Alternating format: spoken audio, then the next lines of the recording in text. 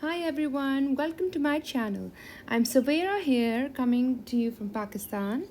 Today I'm sharing a fun project as part of the June collaboration by the lovely Rachel from Rach and Bella Crafts.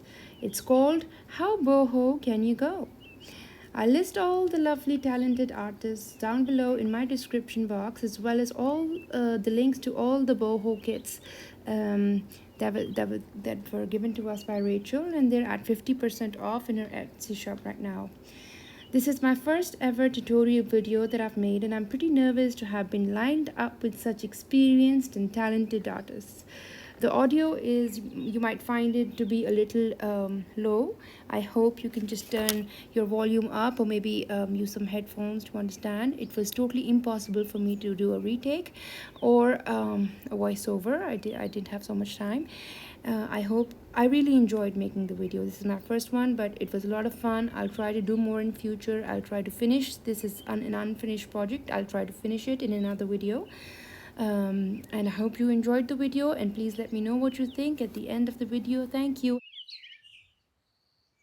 My project for this collaboration is this flip-flop journal that I've made. This is going to be the cover, and I'm going to make it with these materials in this video with you. So we'll just go through it. This journal has been constructed with these envelopes that I had. These are card envelopes, and here like this. So here we get these wedding invitations, and most of them have this different designs, some envelopes and cards. So I saved them. I have a lot of these. This cover is another envelope from an wedding invitation card that I got from someone, and I've used them here. So it's a very sturdy journal, and this cover, when you make it, it's going to be sturdy because this is nice thick cardstock. So it opens up like this, and I have something here. It's Matchbox. It's the notebook. I haven't embellished it yet, but I'm going to do that. So this is the first insert. I've sewn in these pages with the beautiful digitals that Rachel has given us to use for this collaboration. Trinketz, yeah, you can see how beautiful it is. And I've used some tea-dyed papers, some color-dyed papers with food coloring. And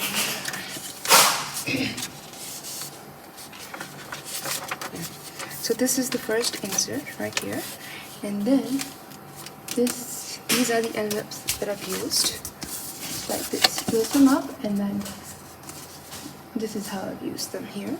These are this policy type envelopes. They open from the top, so it opens up like this.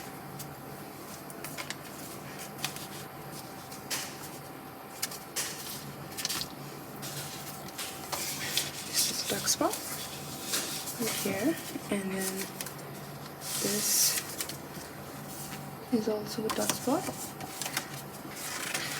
with this simple envelope that I've texture. Yeah, I've used texture paste to do this. So this journal is not complete. I'm still working on it, and it's going to take some time for me to finish it. It's going to become quite bulky actually, because these are not filled yet, these envelopes, most of them. Okay, then yeah, this is how it opens up. I've already put these what do you call them, man? Trims, you can say. We get a lot of these here, and I'll just show you some of the trims that I have. It's very easy for me to do boho, because we do get a lot of these beautiful laces and these beautiful trims, in my country, because here we don't get a lot of ready-made clothes. We do, but we also get a lot of clothes, most of our clothes stitched. Most of our clothes. So when you go to the tailor, you buy these laces and you give the tailor these laces and these beautiful trims to put on your clothes. So yeah, these are not digitals actually. I just scanned one of my scarves that I have. I thought it was a really nice print. So this is another one of this invitation card. I just opened it up in here. So I'm going to make probably something. I'll show you down here. I've just opened this envelope up. Yeah, I've just opened it up. That's all I've done with these two envelopes here. So I'm gonna do something there, and then these are just little cards. This one says Ras Mein Hina. That's an Urdu word, and when we have weddings here, we have one function which is called the Mehndi, and just before the wedding. All these are vintage invitation cards that I just have in my stack. Somebody was selling a shop that they had of invitation wedding cards. So they had a lot of stock from very old, so they were just selling it. They just gave me tons and tons of cartons full of invitation cards that they didn't need, and they didn't know what to do, because nobody wants to make these kinds of cards anymore. These are totally out of fashion, old cards. So this somebody who knows me knew that I'll be able to use them somewhere, so they gave me a whole stack, lots of cards. So this is one of the beautiful digitals. I thought I'd use it in the cover, but then I'll show you what I have for the cover right now. And I just wanted to show you, a lot of people have requested me and asked me how I do my work. So I just want to show you, because I don't have a lot of products that you get over there, like dip holds and things like that. Even tools that you have, scissors and things. We don't get these here. So I use what I have. I do have some basic tools. So I just want to show you how I embellish my journals. See, these are one of those trims that I got. It's put them on this. I just put it on this cardstock, and then I just stick it down here to make a pocket. So this is what I'll do with you, and it opens up like this, and then here, and then this. Okay, now this is again an old invitation card. I have embossed it. I actually cut it in half. It was a whole card. You see, this is the name of the printer who printed this card. Yeah, and let's put this in here. Some scraps that were left from my projects. So I don't know if you can see the embossing. See, so this one is cut up like this. So I haven't done anything to it finally yet, but think of something. I usually take very long in making my journals. It takes me very long. I don't have a lot of time in one go. At this time, I'm standing here and it's night time. The kids are asleep. I usually don't sleep late, but today I thought there's no way I can make a video during the day, so I have to do this at night. So my son, you might be able to hear, is playing with tape, and you can hear some of that in the background. This is the next insert. It's sewn in here. So here we don't get a lot of vintage papers or letters that you guys use in your journal. So this is a doily that I waxed, and you can see that the wax has bled onto the paper. I think it looks nice actually. And this is beautiful, one of the digitals from Rachel's gets. So this journal only has these 2 inserts, and this was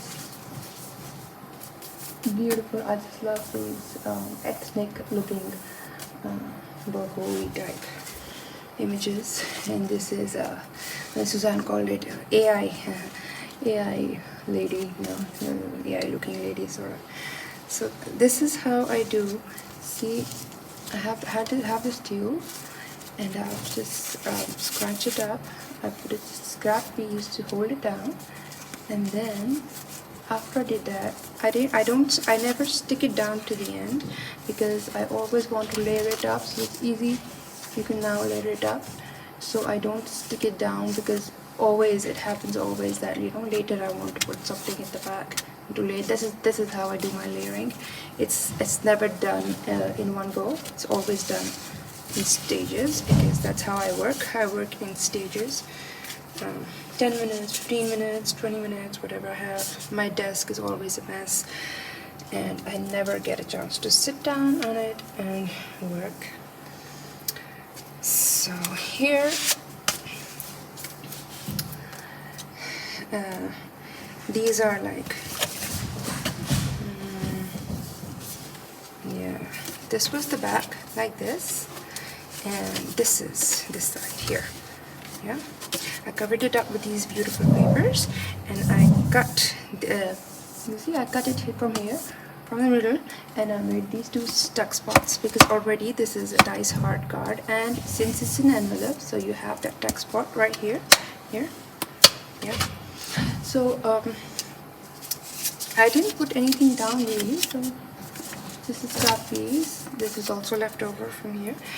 So I just put it down. This is again one of those invitation cards. So this is one of the ephemera pieces from the digitals. So what I did was I put a piece of trim here and here, and I'm going to put it here just to show you how I work with these, to make it look boho-y or whatever. It just comes naturally to me here, because we use these so much. We have so many of these around. This is a little notebook I made. Again, this is one of those different kinds of cards I have, and it's tucked down here. So I'll see if I have time. I'll do it in this video. I don't know. I don't know how long the video is going to be. So what I aim to do is just to make the cover for now, and maybe I can do the rest later. And yeah, this is how it is. I'm just going to open it up a little bit so that you can see. Yeah. So this is how it looks when you open it up, like this. So now I'm going to try and close it the way it's supposed to be closed.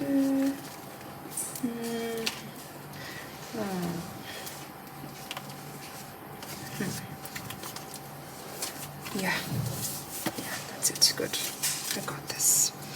So now I'm going to show. I'm just going to put all this aside for a minute, and before we go on to do the cover, I'll just show you just a little bit of what the things I have, the things I have that I use, and how how I work with them. For example, I have these frames.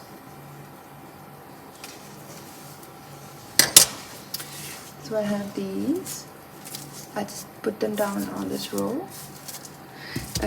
I don't necessarily go and buy all of these from the shop.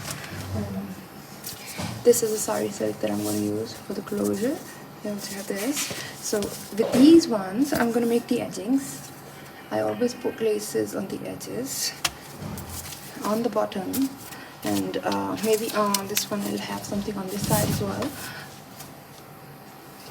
So I'll just be really quick. So this is what I have to show you. This is one of my favorite trims. I always use it in my journals. Almost always use it because see, you can see it has so many different beautiful colors, and I love these feathers, and this is very boho-y. My style is naturally boho because that's the supplies that we get here, but I also like vintage, and I do distress all my work, and so I'll tell you, for example, this is a trim that we will typically use in one of our blouses or shirts. For example, this I'm wearing, the cuff, maybe you can put it here. Or so since we get these made from the tailors here, so you can easily buy these in lace shops here. So I don't use, for example, this. I will never use, I probably won't use it as a whole. I can use it like this, yeah, but it's quite bulky. It makes my journals become very bulky, and I'm always trying to reduce the bulk. So what I'll do is, for example, I'll just cut it up like this, and for example, I'll use it here. These were journaling cards in the kit. I'll show you. Like this, I just cut it up, and I put this is actually a paper clip. So yeah, it's a paper clip like this, and this can be dab, used as a dab. So this is how I use these trims. I don't always use them just as they are. I always try to reduce the bulk, trim them up, and use them. For example, this one, I think it was a shirt or something. I cut it up. I just cut it up. It was on tulle. I'll show you some others. All these, I've cut them up from shirts, from old shirts. This one, I'm going to use this on the cover as well. Alright, yeah. So what is this? This is basically hand embroidered. This is done not on the machine, but with we have some artists here. For example, this. So some of these are handmade, and some of these are from cut up from shirts, and this was cut up from a big lace. It's like this one. So I just cut up the flower. This one I cut up from a shirt, leftover piece of shirt. I asked my tailor to give me all the leftovers that he has after he's done with stitching them. I had a shirt, it was very old, and couldn't use this one's hand embroidered, and this one as well. This one's hand. I've just clustered. I made a cluster with this, and this is also hand embroidered. And you can tell that it's faded. The gold has sort of had a blackish tinge now because it's very old. So I do have a lot of stuff to show you. I'll just be quick because when I'm working, I have all of this around me, and I just keep putting things and seeing what. For example, this trim, I don't think I'll use all of it. I'll just cut it up right at the edges, and sometimes I'll just burn the edges so that it gives the threads don't come off, and they yeah. For example, this one, I probably will just cut this piece off, and use this. And this is part of a leftover shirt piece. I'm thinking, I don't know if I'll use these ones. I made a ruffle with the sari silk. And this is also a beautiful trim. This is very, not boho. I did this. These two are not so boho. I think this is more like the shabby chic type, I use this a lot as well. So I'll just hurry it up. I have this tulle and I love it. I want to use this somewhere. So I am going to set up my table to start my journal, and I'll get back. So I have my things gathered for the covers that I'm going to use. This is one of the digitals. It's from the background kit. So what am I planning to do? I'm planning to do this. So this beautiful piece that I had, it's from a very old shirt that I had, and the shirt was made of tulle. You can see, yeah, this tulle. All of this is hand embroidered, and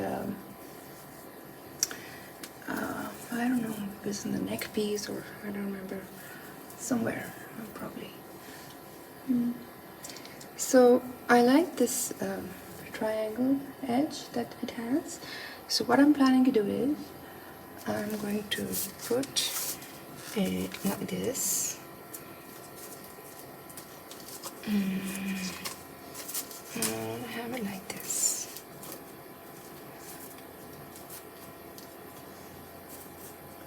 Yeah, and then I'm going to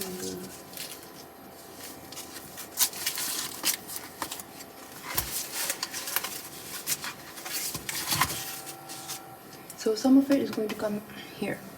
Not all of it, I'm going to cut it up. Let's see. So I'm going to do this, and I'll speed up some of it, or try to see if I can speed up. I hope I can in the middle of the video.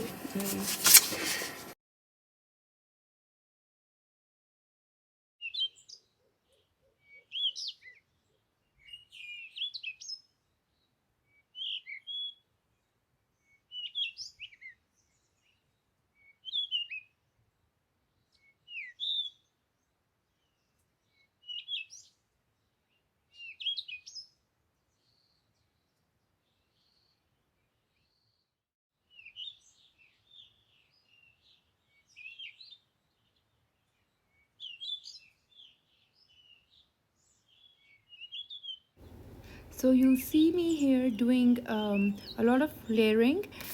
Sometimes I change my mind and I layer it up with something else, and then here I've done it 3 times. I've used this red tulle, then I've used a piece of lace, and then again I've used a piece of embroidered shirt, and I like the third one, so I kept it there. You'll see how I do this. I just wanted to let you know, I'm just trying to show my thought process as I go along.